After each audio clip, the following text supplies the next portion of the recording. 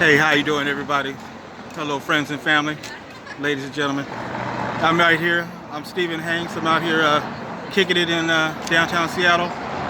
Right now, I'm on First Avenue here on Pike Street, and a lot of events going on in Seattle right there. I'm here talking about my book, Three Brothers. You know, you might have heard about it. It's right here, and so. But there's a lot of activity that's going on in Seattle today. We got over on Mercer Street, we got the Photo Walk Seattle exhibit. This is the last weekend, and it's a bunch of photojournalists coming together with different photographs and murals of inequality and racial inequality in the world, trying to draw attention to that. And then also tomorrow at the Northwest African American Museum in Seattle, they're going to have as their keynote speaker a virtual meeting. They're going to have the great-grandson of W.E.B. Du Bois in town, Mr. Arthur McFarland, and he's going to be here talking about the legacy of his great-grandfather, W.E.B. Du Bois, who was one of the founders of the NAACP. And so there's a lot of activity going on in Seattle. And so I wanted to come here and talk a little bit about my book. The name of it is Three Brothers, 1626, The Ancestry of the World, up to 1626 and beyond to our day. And so you think about it, this book is talking about, I'm a genealogist, right? And so this book is talking about the genealogy, not of my family or your family, but of everyone's family, the genealogy of the world, going back from the beginning of mankind up to today. If we could do a genealogy search of the world, of just mankind, what will we find out? And so that's what this book is about. It's a book not about different races, the white race, the black race, the Asian race. No, there's only one race. There's only one race, and that's the human race, right? And so that's what we're trying to focus on. But there are many different cultures. There are many different cultures and traditions, but there's only one race. And so that's what we're trying to focus on. And so when you go back into the history of mankind, what I tried to do with this book is I tried to take it from the standpoint of looking at the different legends, the different myths that are in the world, genealogy records, religious records, and even scientific evidence such as DNA. And DNA does not lie. And put all that together to try to search for our roots. We go back to the past and find out how we became together, as how we started as a human race. Well, maybe that can determine our future, where we're heading toward the future. So this book, Three Brothers, 1626, The Ancestry of the World, it's not just a book about our past, but it's actually a prophetical book of where we're heading in the future. And so let's talk for a minute about slavery. Now, slavery has been around for ages. It's nothing new. We know that slavery was very horrific. The Atlantic slave trade, which was started by the Catholic popes. And so that's been going on for a minute. But slavery has been going on since the beginning of time. The Romans had slaves. Spartacus, remember, he was a gladiator in the gladiator games, and he escaped. And he recruited all kind of slaves and was fighting against the Roman government. We have slavery Russia, the Slavic slave trade. We even have the East African slave trade. A lot of people don't talk about that. So slavery has been going around even from the beginning. Even we talk about the Israelites and how they were slaves in Egypt. And a young man named Joseph, how he was traded by the Ishmaelites into slavery and ended up becoming second to Pharaoh. So slavery's been around for a minute. So it's nothing new, but think about our history. And everybody is so focused on race. No doubt, there's been a lot of horrific things that have gone on in our history. There's been Jim Crow, segregation, slavery in the United States, for over 300 years, 1619. Even the Lumbee and other indigenous in the Americas were taken as slaves, sent down to Brazil and Cuba, Puerto Rico, Haiti.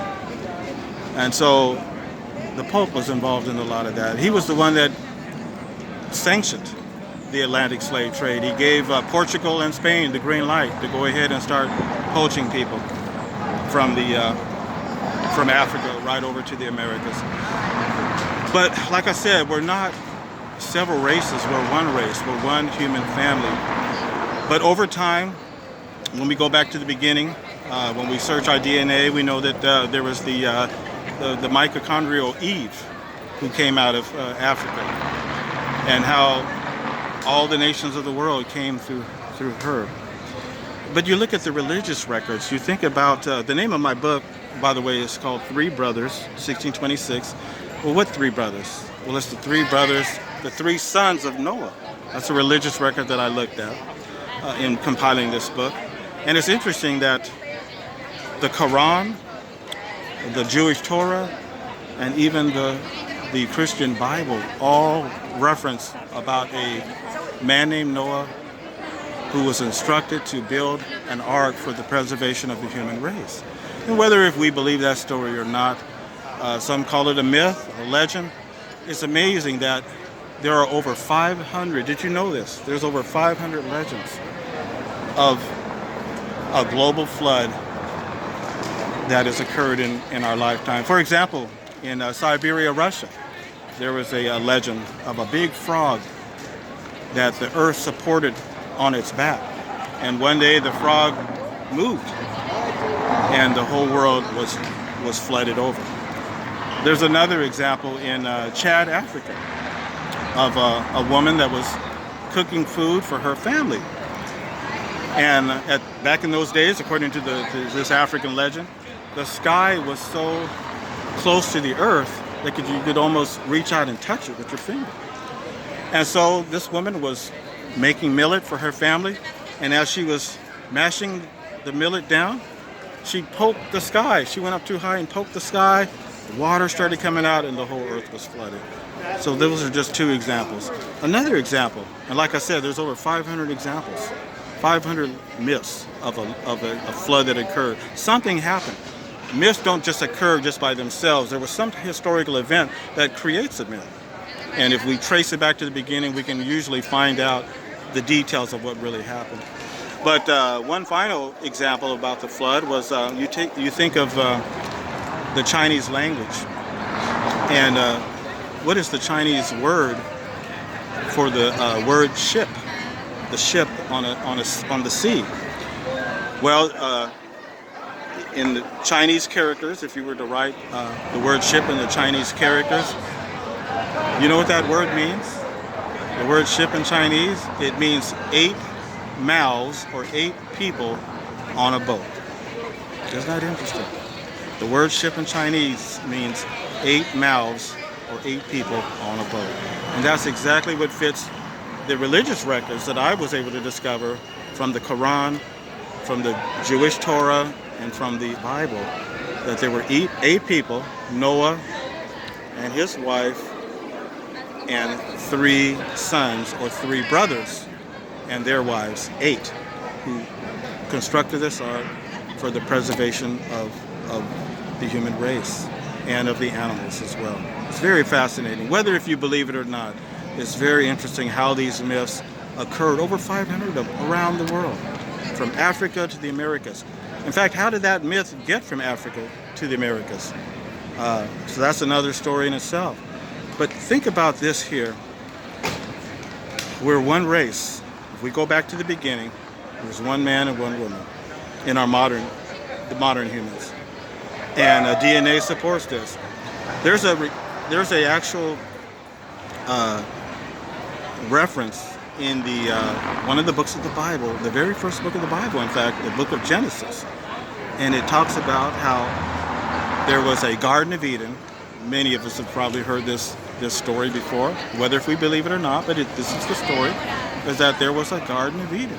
And out of this garden, there was a river flowing out of the garden. And then it goes on to say in the the third chapter of Genesis, is that the river divided into four rivers. It divided into the Tigris, the Euphrates, the Gishon, and the Pishon rivers. Now, many researchers have tried to identify the Gihon and the Pishon rivers. No one has been able to identify those two rivers, but they were able to identify the Euphrates and the Tigris River. Both of those two rivers have its source in guess where? In Africa? No. In the country of Armenia, near the Caucasus Mountains. But don't lose me yet. Stay with me. Stay with me. The ark, according to the myth or the myths of Noah building an ark with his three sons, these three brothers and their wives, according to the story or the myth, the ark rested on the mountains of Ararat. Now, the Quran says that it ended up on the mountain of Khudi. But either way, those mountains are guess where? They're also near the country of Armenia, near Turkey today. Isn't that interesting? So, Africa, let's think about this for a minute. Where did that word Africa come from? We think of Africa today and its borders today, West Africa, East, North Africa, South Africa. But were those the original borders of Africa that we know it today? No, not hardly. So, if we follow this line of reasoning of these three sons, these three brothers, and their father Noah and his wife, they rested on the mountains of Ararat. The earth was flooded over. Finally, the waters receded. They were able to come out of the ark and start the human race over again. So if this is true, if this came from the country of Armenia in the Turkey area, is there evidence of that? Well, yes, there is. And in this book, I lay out a lot of evidence that really makes us think about the history that we were taught, the indoctrinated history that we were taught in school, and the scientific and historical evidence that we can gather together to try to really find out what really happened. So, friends, think about this. Let's tap our imaginations for a minute. Could Africa, the boundaries of Africa, have gone up higher to where the country of Armenia is now, where the Caucasus Mountains are? It's a possibility, because that's where it said Noah and his sons came out of the ark in Armenia, in the mountains of Ararat. And then they started to spread out. One son went this way, or one brother went this way. Another brother went to Asia. Another brother went to Europe. Another brother went to Africa, as we call it today, Africa. And again, where did the word Africa come from? I have in my book, there is an ancient map dated around 195 BC that shows an ancient map of the world at that time. And it shows that Europe is on the map, Asia is on the map, but for Africa, it doesn't have the word Africa to describe the continent that we today call Africa. No, the continent was called Libya, and that was from an old ancient map dated around 195 BC. The continent of Africa today was called Libya at that time. And so, it's very, very interesting, friends. Check out my book, read the information, see what you think about it. Again, we are one race. We're not several races, we're one race. And you think about how slavery, the Tuscarora Indians, and how they were the indigenous Tuscarora in North Carolina, South Carolina, and Virginia, how they were sold into slavery. It's very fascinating, folks. So we are one race. Siberia, Russia. How did the native indigenous come over to the Americas? One route might have been possibly through Siberia. Another route may have been directly from Africa on the ships. There's evidence of that as well. So friends, enjoy your day. I'm enjoying myself here in Seattle. I will talk with you again soon. I do have a video that you can Google and look at if you would like to know more. It's called Rose City Gumbo TV. Rose City Gumbo TV. Google it, take a look at my video, and I'll be posting more as we come along, as we go along throughout the rest of the year. But here we are. We need to come together. There's a lot going on, this racial reckoning that is confronting mankind at this time worldwide. We need to confront this, and we need to get a hold of it, because we need to find out where we're heading as a people. If we can't get this together, maybe we might be extinct as a race. Think about it. So we need to come together. So again, friends, I'm going to conclude, as I said at the beginning, there are not many races. There's many cultures. There's only one race. That's the human race. All right. Enjoy talking with you. We'll talk again soon. All right. And check out the book. Peace, y'all. Enjoy.